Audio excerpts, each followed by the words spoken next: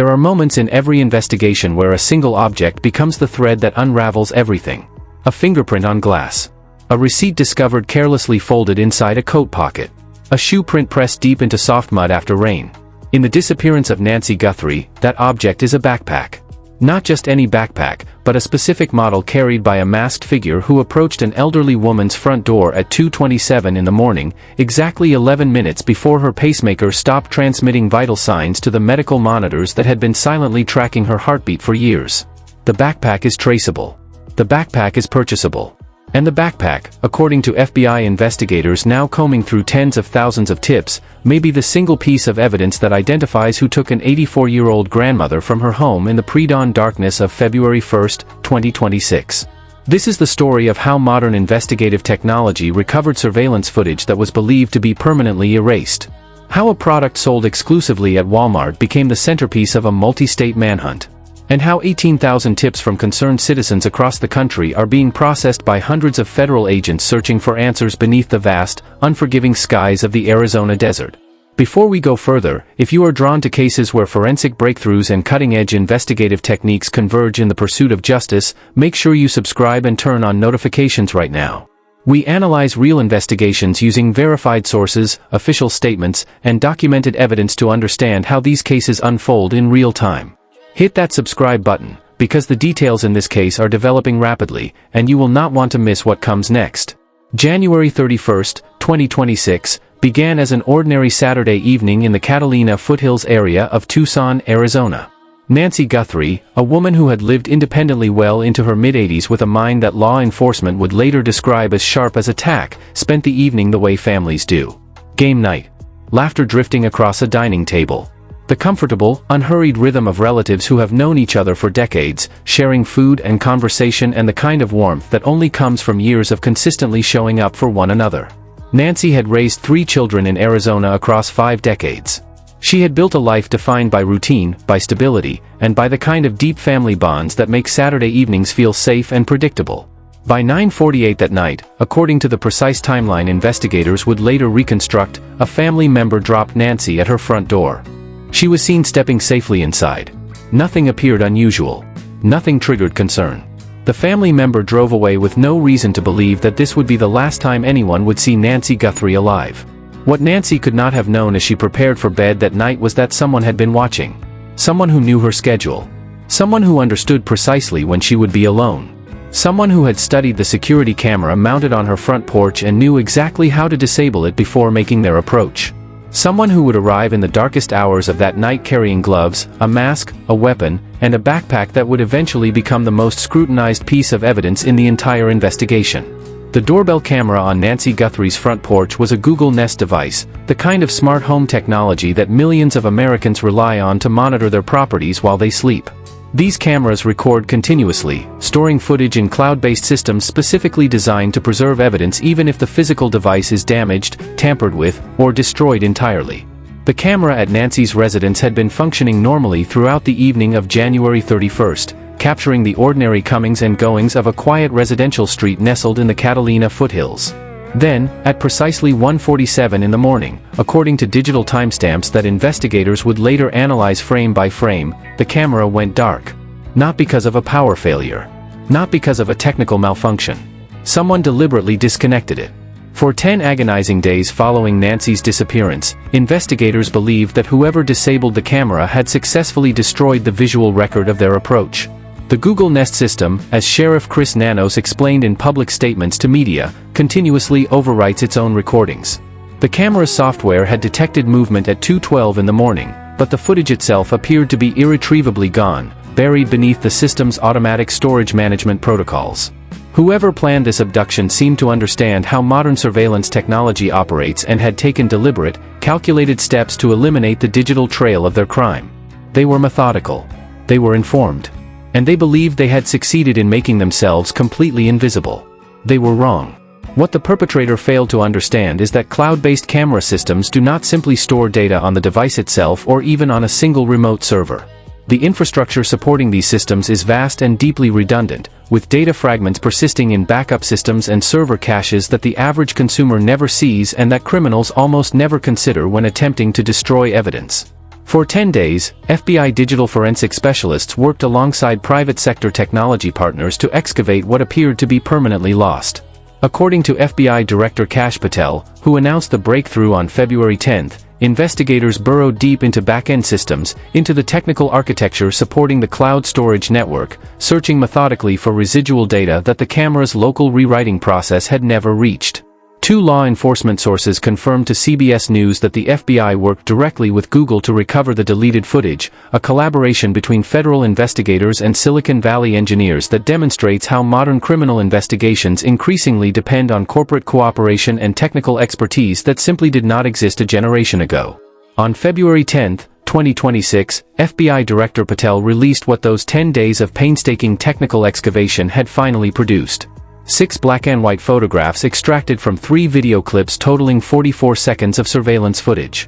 44 seconds that captured everything investigators needed to transform this case from a missing person investigation into a targeted, full-scale manhunt.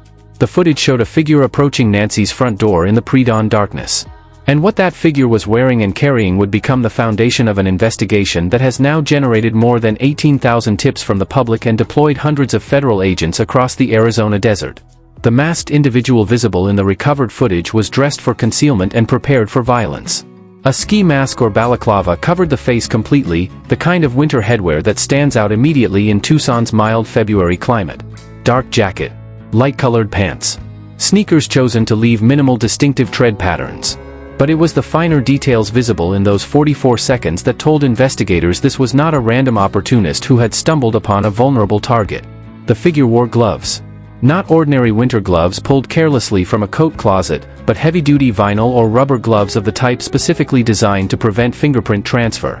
These are gloves someone purchases with criminal intent already formed. Gloves that speak unmistakably to premeditation and a working awareness of forensic evidence collection techniques. Every deliberate choice visible in those 44 seconds of footage pointed toward someone who had rehearsed this, someone who had planned it carefully and arrived that night prepared to execute it without hesitation. When Pima County Sheriff's deputies arrived at Nancy Guthrie's residence at approximately 12:13 in the afternoon on February 1, they were responding to what initially appeared to be a standard welfare check. Family members had grown concerned when Nancy failed to appear for a virtual church service she attended regularly with a close friend, a Sunday morning ritual she never missed without explanation. When repeated calls to her phone went unanswered, relatives drove to her home to check on her personally. What they found when they stepped inside transformed a routine welfare check into a criminal investigation that would eventually involve hundreds of federal agents and generate sustained national attention. Nancy was gone. Her wallet remained in the house, untouched. Her cell phone was present and immediately seized as evidence by responding deputies. Her medications, the daily prescriptions medically essential to sustaining her life given her age and the complexity of her health conditions, sat exactly where she had left them. For an 84-year-old woman with a pacemaker and serious medical needs requiring daily pharmaceutical management, leaving the house without those items was not a choice she would ever make voluntarily. The medications told investigators immediately that whatever had happened to Nancy Guthrie, she had not walked away on her own. Then the deputies saw the blood. Small droplets on the front stoop, visible in early crime scene documentation that CBS News obtained during the first hours of the investigation. Not a large volume suggesting catastrophic injury, but enough to establish that physical trauma had occurred at or near the entrance to the residence. The blood was later confirmed through DNA testing to belong to Nancy, according to what Sheriff Chris Nanos disclosed in subsequent public statements. Someone had been hurt at that doorway, and that someone was the missing woman whose family now stood outside in the bright Arizona afternoon, waiting for answers that would not come easily. The evidence of forced entry, according to a person familiar with the investigation who spoke to the Associated Press, indicated that someone had broken into the home. The specific method of entry has not been publicly disclosed, but the fact that investigators classified it as forced entry rather than unlocked access carries real significance. It means whoever entered did so through a barrier that Nancy had deliberately secured, suggesting she had taken normal precautions to protect herself before going to bed that night. Those precautions failed because someone was determined enough and prepared enough to overcome them. Sheriff Chris Nanos made a decision in those early hours that would define the entire trajectory of the investigation. He called in the homicide unit. Not just missing person specialists. Not just search and rescue teams. Criminal homicide investigators who process scenes with the operating assumption that prosecution will follow. In press conferences over the following days, Sheriff Nanos explained this decision in terms that were both carefully measured and deeply revealing. He noted that throughout his career, he regularly receives briefings on search and rescue operations, but rarely does law enforcement deploy homicide investigators to missing person cases. This case was different from the moment his deputies walked through that front door. "There is something that is not right here," Nanos stated publicly, a phrase that carried unmistakable weight coming from the county's highest-ranking law enforcement official. What was not right was the pattern taken as a whole. The blood suggested violence. The abandoned medication suggested Nancy was taken against her will without time to gather the necessities that kept her alive. The doorbell camera, disabled at a precise moment in the dead of night, suggested careful advance planning. And the pacemaker monitoring application that went offline at 2:28 in the morning, just 11 minutes after the masked figure appeared on the recovered surveillance footage, suggested something far worse than a simple kidnapping for ransom. Among all the physical details visible in those 44 seconds of recovered footage, one element has emerged as the most potentially actionable lead in the entire investigation. The backpack. Not just any backpack slung casually over the shoulder of someone walking through a residential neighborhood at night, but a specific, visibly loaded pack carried on the back of the masked figure who approached Nancy Guthrie's door at 2:27 in the morning. According to reporting by CNN and analysis by investigators who have studied the footage frame by frame, the backpack has been identified as what appears to be an Ozark Trail hiker pack, a product whose retail identity carries significance far beyond its function as a simple carrying container. Ozark Trail is Walmart's private label outdoor brand, a designation that transforms this backpack from a generic piece of equipment into a traceable retail product with highly specific distribution patterns. Unlike nationally branded products sold through multiple retailers and sprawling online marketplaces where purchase tracking becomes exponentially more difficult, private label brands are sold exclusively through the retailer that owns them. Every Ozark Trail product purchased in the United States was bought either at a physical Walmart store or through Walmart's own online platform. That exclusivity creates an investigative pathway that simply does not exist with products available through dozens of competing retailers. Walmart purchases can be connected to loyalty programs that link individual transactions to specific customer accounts. They can be traced through credit and debit card records that financial institutions maintain for years. Walmart stores are equipped with extensive internal security camera systems capturing customers at checkout lanes, browsing in aisles, and moving through parking lots. If the backpack visible in the surveillance footage was purchased at a Walmart location, there is a real possibility that investigators can identify who bought it, precisely when they bought it, and potentially capture images of that purchaser on the store's own security systems. This kind of retail transaction tracking has broken cases that appeared to have no viable leads, providing investigators with a direct, unbroken thread running from a crime scene object back to the individual who first acquired it. The FBI and the Pima County Sheriff's Department are now working closely with Walmart's corporate security and database management teams to trace purchases of this specific backpack model across Arizona and potentially into neighboring states. Investigators are examining transaction records, reviewing store security footage from locations that sold the product, and cross-referencing purchase data against other evidence already gathered in the case. Former FBI agents who have explained retail tracking techniques to media outlets covering the investigation have emphasized that this process is labor-intensive but deeply methodical. Every transaction leaves a digital fingerprint. Every purchase creates a record. Somewhere in Walmart's vast database of sales transactions, there may be a record that connects directly to the person who carried that backpack to Nancy Guthrie's door. Beyond purchase tracking, the specific identification of the backpack allows investigators to compare it against possessions owned by anyone already in the suspect pool. Does someone who had access to Nancy's home own this particular model? Does a contractor who once worked on her property possess an Ozark Trail hiker pack? Do neighbors captured on other surveillance cameras in the area own matching backpacks?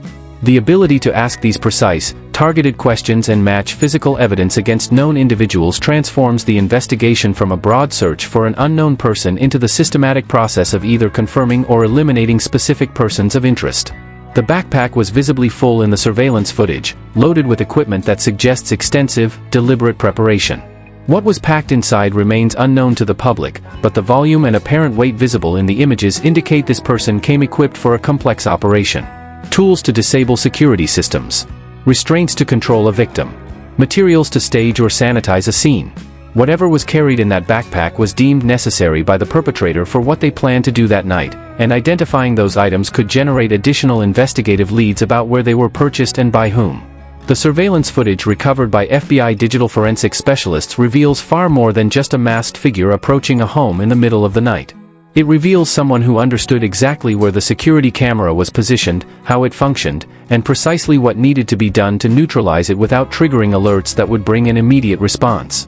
The precision with which the doorbell camera was disconnected at 1:47 in the morning, a full 40 minutes before the figure appeared on the recovered footage at 2:27, demonstrates a level of planning that reaches well beyond opportunistic crime. This was someone who had studied Nancy Guthrie's security setup and knew how to defeat it systematically, step by deliberate step. Even with forced entry confirmed, the method used suggests familiarity with the property's specific vulnerabilities. Random criminals breaking into homes in the middle of the night typically create noise, trigger alarm systems, and leave unmistakable signs of violent intrusion. This perpetrator moved through Nancy's security measures with an efficiency that points sharply toward prior observation or insider knowledge of how the home was protected and where its weaknesses lay. The timing of the abduction carries its own disturbing implications about what the perpetrator knew and had calculated in advance. Nancy was taken during a specific window when her daughter Savannah Guthrie, co-anchor of NBC's Today Show and one of the most recognized faces in morning television, was scheduled to leave the country for Winter Olympics coverage. Someone who knew Savannah's travel schedule might have calculated that this window offered a rare opportunity, a moment when family response would be delayed and Nancy would be alone without her most prominent and resourceful relative nearby to raise immediate alarm. The precision of this timing does not appear coincidental. It suggests someone who understood the family's rhythms and deliberately chose a moment of maximum vulnerability and minimum response. Perhaps the most disturbing evidence of planning is what the perpetrator chose to leave behind. Nancy's medications, which authorities have confirmed are medically essential to her survival, remained in the house despite the intruder having at least 41 minutes of access to the residence based on the timeline established by digital evidence. Someone motivated purely by ransom, someone who wanted to keep their victim alive long enough to collect payment, would take medications they knew were necessary to keep that victim alive. The decision to leave those medications behind suggests either that keeping Nancy alive was never the primary objective, or that the perpetrator fundamentally misunderstood what holding an elderly hostage with serious medical needs would actually require. The suspect pool that emerges from this constellation of evidence is both specific and narrow in its defining characteristics. Investigators are concentrating on individuals who had legitimate reasons to be familiar with Nancy's home and daily routine. Contractors who performed work on the property and would have observed security systems and points of entry. Service providers who visited regularly and understood when Nancy was home alone. Neighbors who could observe the comings and goings of her household without attracting suspicion. Former employees or associates who might have had access at some point and retained detailed knowledge of the residence's layout and vulnerabilities. These are people Nancy would likely have trusted. People who had been inside her home or spent enough time near it to gather the intelligence this crime clearly required. The investigative challenge is that many individuals potentially fit this general profile. Any homeowner who has lived in a residence for decades has interacted with dozens of contractors, service providers, and neighbors over the years. Sorting through that population to identify who among them possessed both the detailed knowledge to plan this abduction and the motive to execute it is the painstaking, exhaustive work that hundreds of investigators are now conducting through interviews, thorough background checks, and the careful systematic elimination of individuals who can credibly account for their whereabouts during the critical hours of February 1st. Within days of Nancy Guthrie's disappearance, communications began arriving at media outlets claiming responsibility for her abduction and demanding payment for her safe return. According to reporting by local station KGUN9, a ransom demand of $6 million in Bitcoin was received, a sum that presupposes substantial family wealth and access to cryptocurrency infrastructure that most families simply do not possess. The demand itself, directed to media rather than communicated privately to the family through secured channels, represented the first of many indicators that this ransom claim did not follow the behavioral patterns that experienced kidnapping investigators expect to see in legitimate hostage situations. Ransom kidnappers operate according to predictable behavioral frameworks that law enforcement has documented across decades of case studies. They communicate aggressively and consistently with victims' families because their entire motive is financial gain, and they cannot collect payment without maintaining an active dialogue. They provide proof of life quickly and convincingly to establish that the victim is alive and that payment will result in safe return. They set realistic deadlines and follow through with escalating consequences when those deadlines pass, because their credibility is the essential currency of the negotiation. And critically, they take items necessary to keep the victim alive during captivity, because a dead hostage has no value whatsoever in a ransom exchange. The communications associated with Nancy's disappearance violated nearly every one of these established patterns. Former FBI Special Agent Catherine Schweit, who investigated a similar case in Wisconsin involving an elderly grandmother abducted for ransom, explained to NBC News that aggressive, persistent communication is the defining hallmark of financially motivated kidnapping. If you were going to abduct somebody for cash, she stated, why wouldn't you aggressively try to get the cash by communicating with the family right from the start so you could get your money and return the victim? The Nancy Guthrie case does not follow that script. Communication has been sporadic and inconsistent. According to what Savannah Guthrie disclosed in public statements, deadlines mentioned in early ransom demands passed without follow-up or consequence. No credible proof of life meeting investigative standards has been provided despite the family's repeated public pleas for evidence that Nancy is alive and that the communications are genuine. The medications left behind at Nancy's residence represent perhaps the most damning evidence against the legitimacy of the ransom narrative. An 84-year-old woman with a pacemaker and serious health conditions requiring daily pharmaceutical intervention cannot survive extended captivity without sustained medical support. Someone genuinely holding Nancy for ransom would need to provide her medications or arrange equivalent medical care to keep her alive long enough to collect payment. The perpetrator had 41 minutes inside the residence according to the investigative timeline, more than enough time to locate and take the clearly marked prescription bottles that Nancy's family has confirmed were visible and accessible in the home. The decision not to take them suggests either that the perpetrator did not comprehend the medical realities of holding an elderly hostage, or that keeping Nancy alive was simply never part of the plan. FBI profilers analyzing the case have expressed deep skepticism about the ransom motive, according to law enforcement sources who spoke to multiple media outlets. The $6 million demand, while substantial, was never accompanied by the kind of detailed payment instructions that serious ransom negotiators consistently provide. Bitcoin transfers require specific wallet addresses, secure communication protocols, and verification mechanisms that protect both parties during an exchange. None of that infrastructure has been evident in the communications received. The demands read more like opportunistic attempts to capitalize on a high-profile disappearance than the carefully orchestrated extortion of someone who actually holds Nancy and possesses the genuine ability to return her safely upon payment. The Guthrie family, desperate to explore any avenue that might bring Nancy home, responded to the ransom communications publicly. In a video statement posted to Savannah's Instagram account and viewed by millions of people, the family addressed whoever claimed to have taken Nancy directly and personally. "We received your message and we understand," Savannah said, her voice steady but visibly strained with emotion. "We beg you now to return our mother to us. This is very valuable to us and we will pay." That willingness to negotiate, broadcast to a national audience of millions, should have prompted immediate and aggressive follow-up from anyone genuinely motivated by financial gain. The silence that followed was its own kind of answer, suggesting the communications were never credible to begin with.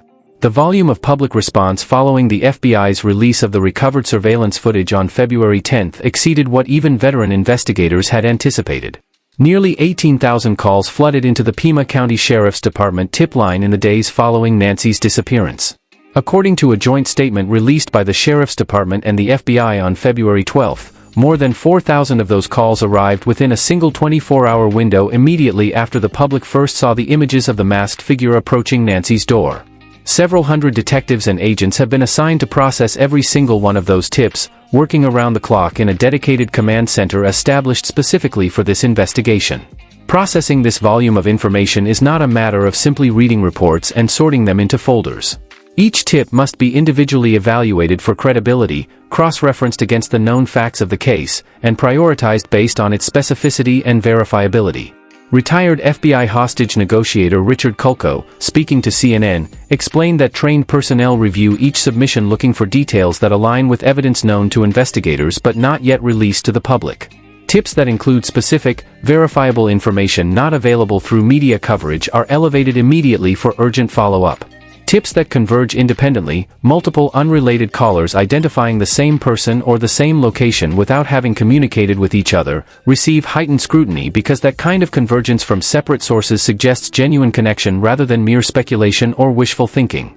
The investigative resources deployed to work through these tips represent one of the largest law enforcement operations in recent Arizona history. FBI field offices across the country have contributed personnel. The Phoenix FBI office has coordinated search teams combing desert terrain and roadways throughout the Catalina foothills and beyond. U.S. Customs and Border Protection has provided assistance given the proximity of some investigative activity to the Arizona-Mexico border. Local sheriff's deputies have conducted exhaustive neighborhood canvasses, interviewing residents block by block and collecting additional surveillance footage from private security systems throughout the surrounding area. This is not a case where a small team of detectives patiently works leads as they trickle in over months. This is a full-scale mobilization treating every passing hour as critical to finding Nancy alive. The first major action to emerge from this avalanche of tips came on the evening of February 10th, when deputies conducted a traffic stop south of Tucson. The subject of that stop was Carlos Palazuelos, a 27-year-old delivery driver from Rio Rico, Arizona, who would spend the next several hours in law enforcement custody while FBI evidence response teams executed a search warrant at his residence. According to what Palazuelos himself described to reporters the following morning, he was initially not told why he was being stopped. When FBI agents arrived at the scene and informed him he was being detained for questioning in connection with a kidnapping, his response was immediate and seemingly genuine confusion. "I asked them, kidnapping of who?" he told ABC7, describing the moment agents said the name Nancy Guthrie. What made the Palazuelos detention significant beyond a potential case of mistaken identity was both its timing and its sourcing. According to a law enforcement official who spoke to ABC News, Palazuelos had been on investigators' radar before the surveillance footage was ever released to the public. He had been identified through electronic investigative tools, including cell phone usage data and traffic pattern analysis.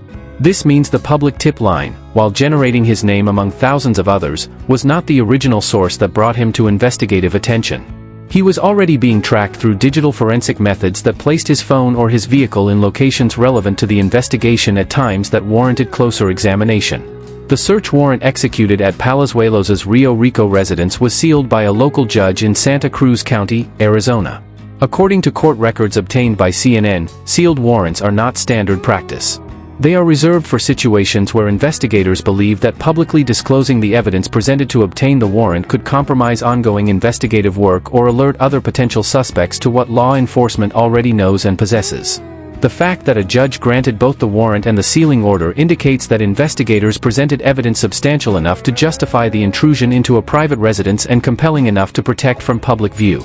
FBI evidence response teams, according to media reports from the scene and Palazuelos' own account, searched the residence through the night and into the early morning hours.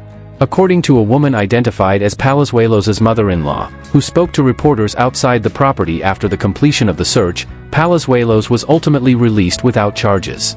The Pima County Sheriff's Department announced that the search had concluded and the investigation was ongoing, the standard language used when releasing someone who has not been formally arrested but has not been fully eliminated from consideration either.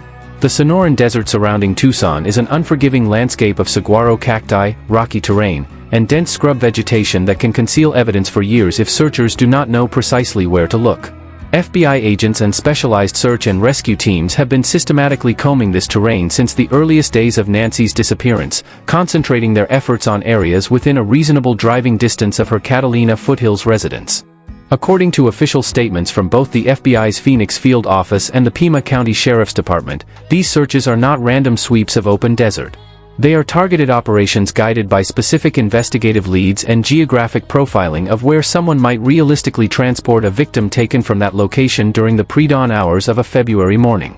The search parameters extend well beyond simply looking for Nancy herself. Investigators are searching for any physical evidence that the masked figure visible in the surveillance footage might have discarded before or after the abduction. According to a law enforcement source who spoke to CNN, teams are methodically examining areas surrounding Nancy's home and along every major roadway leading away from the Catalina foothills for items that might have been dropped or deliberately disposed of during the commission of the crime. The backpack itself, if emptied after serving its purpose, could have been abandoned in desert terrain where it might go undiscovered for months or years without systematic searching. Clothing worn during the abduction. The gloves used to prevent fingerprint transfer. The ski mask captured in those crucial frames of recovered footage. Any of these items discarded in the vast desert landscape could yield DNA evidence or other forensic material that definitively links a specific individual to the crime scene and to Nancy's disappearance. The FBI's public announcement that they would conduct extensive searches along multiple roadways in the Catalina foothills reflects standard investigative practice in abduction cases. Perpetrators transporting victims away from residential areas typically rely on major roadways that allow rapid departure from the crime scene. Investigators map the most likely routes based on traffic patterns, roadway access points, and potential destinations offering the privacy needed to hold a hostage. Surveillance cameras at intersections, gas stations, and businesses along those routes are reviewed for vehicles matching descriptions developed from witness statements or other collected evidence. Automated license plate readers, which passively capture every vehicle passing specific points on roadways, are queried for vehicles registered to persons of interest or matching general descriptions generated from investigative leads. The search activity observed around the residence of Nancy's other daughter, Annie Guthrie, as reported by CBS News, reflects investigative theories about how the perpetrator gathered the intelligence necessary to plan the abduction with such precision. If someone had been surveilling the family to determine when Nancy would be alone and vulnerable, they might have watched family gatherings at Annie's home to understand patterns, to learn when Nancy visited relatives and when she returned to her own residence unaccompanied. Investigators canvassing that neighborhood are looking for witnesses who might have noticed unfamiliar vehicles or individuals who seemed out of place in the weeks before the abduction, surveillance cameras that might have inadvertently captured someone watching the family, and any physical evidence of pre-abduction reconnaissance that could help identify who was systematically gathering intelligence about Nancy's movements and daily routines. Walmart stores across Arizona have become an unexpected but critical component of the physical search operation. Following the identification of the backpack as an Ozark Trail hiker pack, investigators have been working intensively with Walmart's corporate security division to trace purchases of that specific model. This process involves reviewing transaction records at stores throughout the state and potentially across neighboring regions, cross-referencing those purchases against growing databases of persons of interest, and in certain cases reviewing store security footage from locations where the backpack was sold in order to visually identify purchasers and observe how they paid. Former homicide investigators who have explained retail tracking methodology to media outlets emphasize that this is meticulous, time-consuming work requiring close cooperation between corporate database administrators and law enforcement analysts, but it has the proven capacity to produce direct, prosecutable links from crime scene evidence to specific individuals. The mustache visible through the ski mask in several frames of the surveillance footage has become a binary identifier that investigators are using to rapidly filter the suspect pool. Facial hair of that prominence and distinctive style is either present or absent on any given individual. Either a potential suspect has a dark mustache visible both above and below the lips, as described in enhanced image analysis of the footage, or they do not. In a suspect pool that includes contractors, service providers, and neighbors who had access to or detailed knowledge of Nancy's home, this single physical characteristic can immediately exclude individuals who do not match or significantly elevate scrutiny of those who do. Investigators working through the massive volume of incoming tips are applying a fundamental question to every name that surfaces. Does this person have a mustache consistent with what the footage reveals? Sheriff Chris Nanos delivered a message to the public on February 11 that carried unmistakable weight for anyone following the investigation closely. Speaking directly to reporters, the county's top law enforcement official stated plainly that more detainments are likely in connection with Nancy Guthrie's disappearance. This was not speculation offered carefully for the cameras. This was the sheriff telling his community, and telling anyone potentially involved in the crime, that what happened with Carlos Palazuelos, the traffic stop, the hours of questioning, the FBI search of a private residence, would happen again. Investigators have identified additional persons of interest and are prepared to act on them as evidence and circumstances allow. The strategic value of this public statement extends well beyond simple transparency with the community. It applies direct psychological pressure to individuals who might possess information about the case or have any degree of involvement in the crime itself. Anyone whose name has surfaced in the thousands of tips received. Anyone whose cell phone data placed them in relevant locations at critical times. Anyone who owns an Ozark Trail backpack or matches the physical description captured in the surveillance footage now understands that investigators are actively working through a list, and that detention for questioning is not a distant hypothetical but an imminent reality. That knowledge creates a particular kind of pressure, the kind that sometimes produces results through observable changes in behavior or through individuals coming forward with information before they are formally contacted by federal agents. FBI Director Kash Patel confirmed to Fox News that investigators are examining persons of interest in the plural, reinforcing Sheriff Nanos's clear indication that this is not a case where all investigative energy has narrowed prematurely to a single suspect. Multiple individuals have moved from the general pool of tips into active investigative scrutiny based on evidence that has not been publicly disclosed. Some may be directly connected to the crime. Others may possess information about who is responsible without being perpetrators themselves. Still others may be associates whose involvement extended only to specific aspects of planning or execution. The investigation is alive and expanding, not narrowing to a premature conclusion. The sealed search warrant executed at Carlos Palazuelos's residence offers a window into how seriously investigators are treating the persons of interest they have identified. Former homicide investigator Eric Black, speaking to Cold TV, expressed clear skepticism that a magistrate would authorize a residential search based solely on physical resemblance to footage showing a masked individual.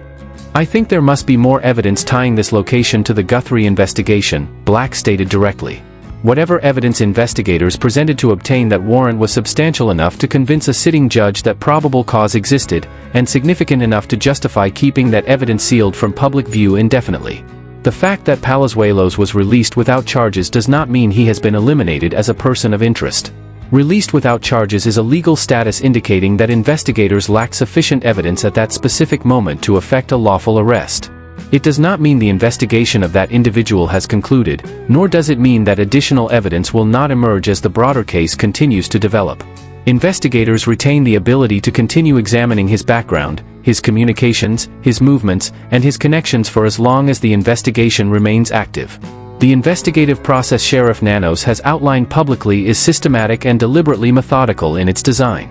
Identify persons of interest through tips, electronic evidence, and analytical work. Detain and question those individuals when circumstances allow.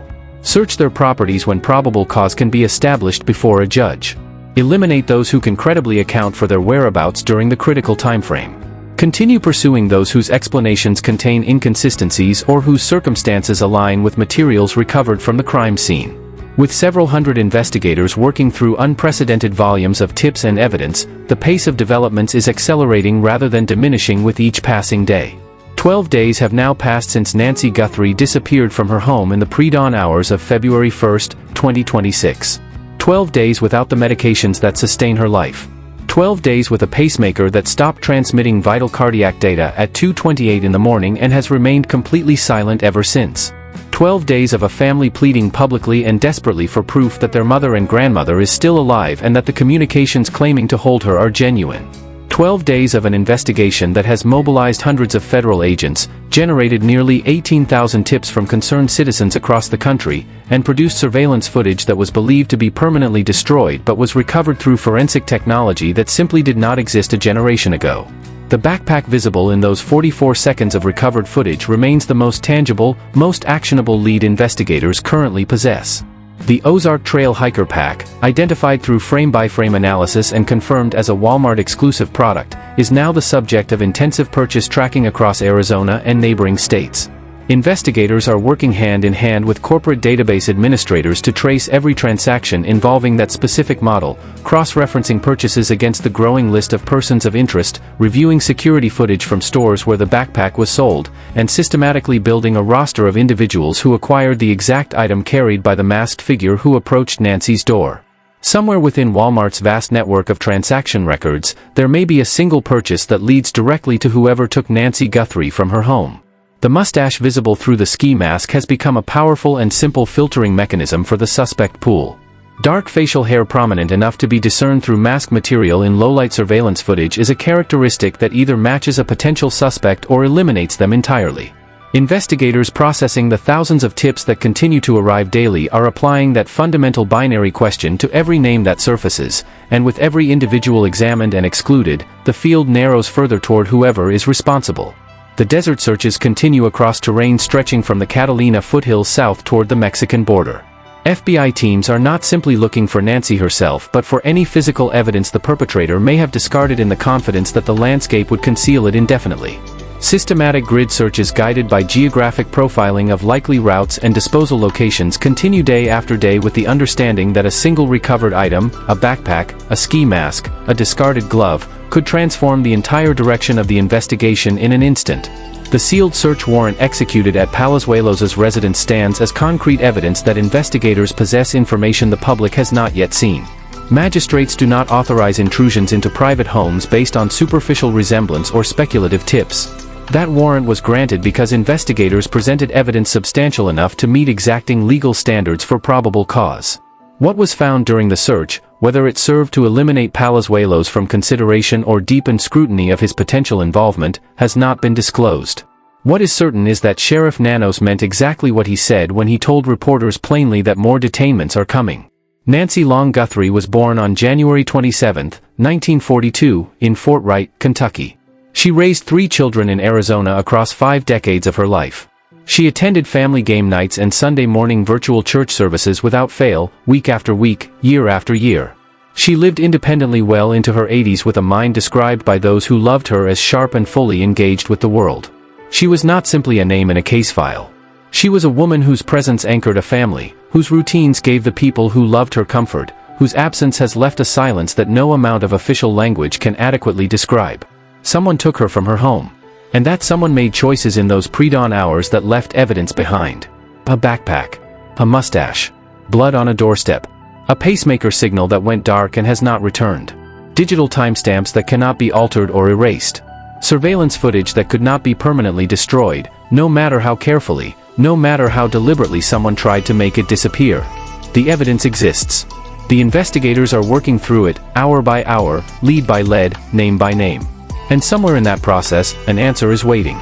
If you have any information about the disappearance of Nancy Guthrie, contact the FBI at 1-800-CALL-FBI, or the Pima County Sheriff's Department at 520-351-4900. A $50,000 reward is available for information leading to her recovery and the arrest of those responsible. If this case has shown you how modern investigative techniques and the engaged participation of an informed public can combine in the relentless pursuit of justice even under the most difficult circumstances, please subscribe to this channel and turn on notifications so you are here when the next development breaks. These investigations do not end when a video ends. They continue every hour of every day until answers are found and families are given the truth they deserve. Thank you for watching. And thank you for caring enough about Nancy Guthrie to stay informed as this search continues.